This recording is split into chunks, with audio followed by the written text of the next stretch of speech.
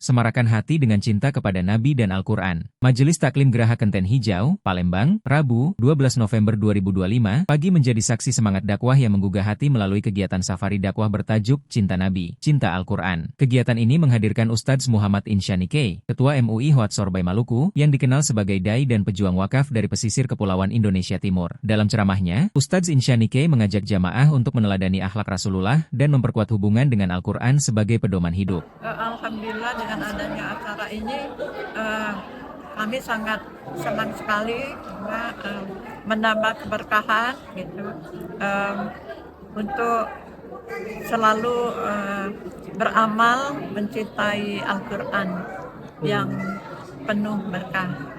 Harapannya semoga kami semua di pengajian ini makin lebih gemar untuk beramal dan mencintai Al-Quran. Ada tanggapan lain Ibu, boleh? Sama-sama bisa menuju surganya Allah Subhanahu wa Ta'ala. Amin. Ya Robbal Alamin. Yang pertama, ini sebagai wadah yang difasilitasi oleh Badan Wakaf Al-Quran, dalam hal ini juga dengan Majelis Taklim Geraha Kenten Hijau, untuk memfasilitasi kaum muslimin dalam beramal soleh. Kita saling ta'awun alal birri wa taqwa, saling tolong menolong, dan juga peduli terhadap saudara-saudara kita yang ada di pedalaman-pedalaman yang terjadi krisis akidah dan juga membutuhkan Al-Quran dengan program wakaf Al-Quran dan pembinaan.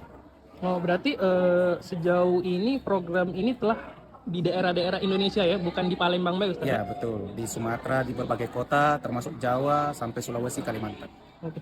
Untuk kedepannya ini bukan di Palembang Bay ini akan diadakan lagi Ustaz? Atau tahun ini baik nih di Palembang baik atau per bulan Ustaz bakalan acara ini diselenggarakan? Ya, kebetulan khusus untuk tahun ini saya safari dakwah di Sumatera, hanya saja di Palembang kebetulan setiap bulan. Jadi nanti bulan ini di Palembang dan Riau misalnya, nanti juga ada Padang, nanti bulan depan juga di mana. Gitu.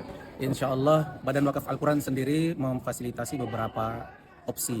Ada yang bisa berwakaf secara transfer, semua rekening dari berbagai bank ada, semuanya atas nama Yayasan Badan Wakaf Al-Quran. Bisa dibuka di website atau juga di sosial medianya Badan Wakaf Al-Quran, di situ ada nomor-nomor rekeningnya, atau bisa juga mendatangi kantor Badan Wakaf Al-Quran di Palembang, di Pelaju, di belakang JM Pelaju, di Lorong Nusa Eka. Atau juga bisa menemukan di berbagai media sosial. Itu insya Allah bisa secara transfer, atau bisa langsung ke kantor, atau bisa hubungi admin Badan Wakaf Al-Quran untuk dijemput langsung ke rumah. Boleh, insya Allah. Oke. Baik, kita tahu 2 poin saja. Yang pertama terkait dengan bagaimana saudara-saudara kita membutuhkan.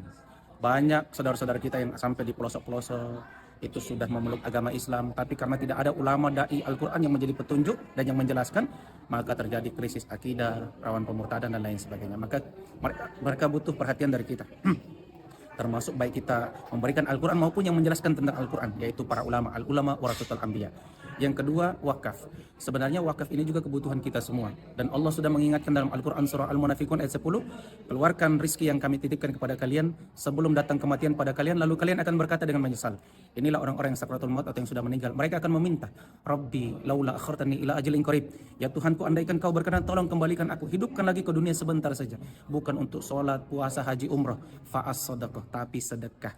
Yaitu khususnya sedekah jariah, wakaf yang pahalanya mengalir sampai hari kiamat, wa aku minas sholihin. Ternyata para ulama tafsir mengkaji kenapa orang-orang itu meminta hidup lagi bukan untuk sholat, haji, umrah, tapi ternyata pahala-pahala itu nanti akan mendapatkan balasan setelah yaumil hisab.